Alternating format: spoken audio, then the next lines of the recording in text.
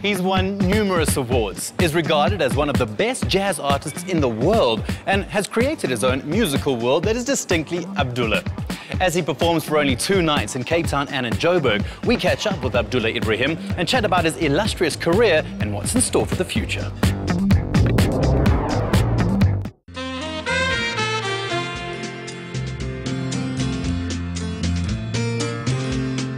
Struggle icon, master musician, legend. These are just a few words to describe the incredible Abdullah Ibrahim. But like most musicians, words do no justice in describing him.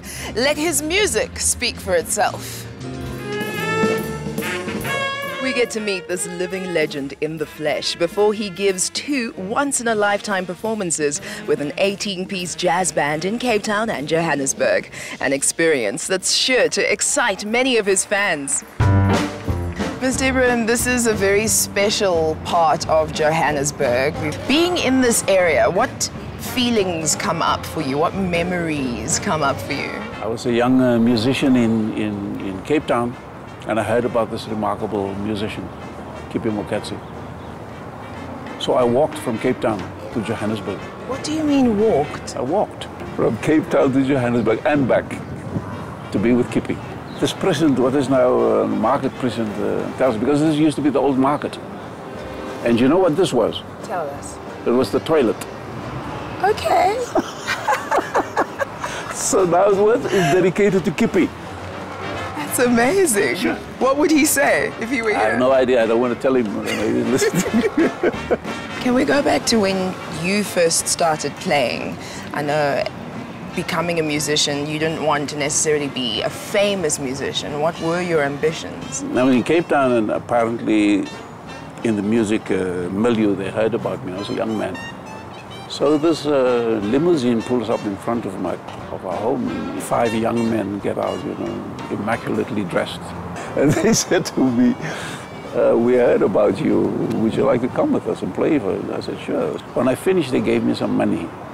I said, this is an idea. That's it. Yeah, jazz music for us and the relationship with Black America was nothing foreign. So when we went to Europe, of course, it was so great because we're living in Zurich and all these great musicians came through on concerts and we used to go on meet, and that's where I first met Monk. That's where I first met Coltrane, the Messengers. What was your relationship with Duke Ellington like? We spoke about everything except music. He told me he wrote a ballet, and then he asked me about South African writers. So this has been the relationship. You see, it's far beyond just actually just playing music. Your most recognizable, most well-known song must be Mannenberg. Where did the inspiration for that come from? We went into the studio in Cape Town, and it was just at the time of the uprising. I had rehearsed some 5 different songs, and then there was a break. See, I saw this little upright piano standing in the corner, and the first phrase that I hit was and the musicians picked it up, and then we found the bridge, and we said, okay, let's record it. 1 take, 17 minutes. And we forgot about it. We went back to record the other stuff. But we kept on saying, hey, wait a minute, something has happened back there. Let's hear it. And when we sat down, we heard, okay, we had captured it. Apart from making music, it was expressing the spirit of the time, correct? When I was at high school, my English composition teacher told me, he said, when you write about the thing that you know best.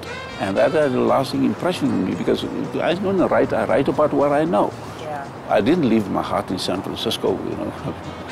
I write about people that I know, I write about events. And then you went into exile. Yeah. I mean, I just, not just myself, but all of us, because they came after us. They came after us. Would your style of music, your approach to music have changed had you stayed in South Africa, do you think? With any tradition, you see, is that you don't get locked into the tradition and you stay there. You constantly evolve.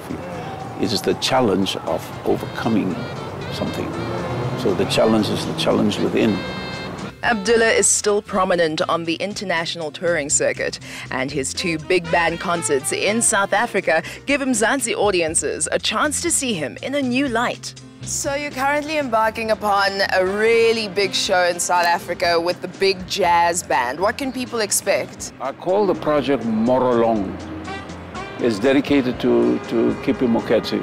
So what we're doing, with this concert, we're using some of my compositions, but also some other composers, Ellington, Monk. With this project, we have given employment to about at least 30 people. And we'll see that it becomes a working big band, so that the band works 12 months a year. Young musicians now starting out, what would you advise them to aspire to or to be? To be themselves. The idea is to find your own voice. So for me, I don't have any competition because I don't compete. So I found my own voice. When you sit with a living legend like Abdullah Ibrahim, you understand just how much wisdom it takes to be in the music business for so long. Catch Abdullah Ibrahim live here in Johannesburg at the Wits Linda Auditorium tomorrow night. Don't miss it.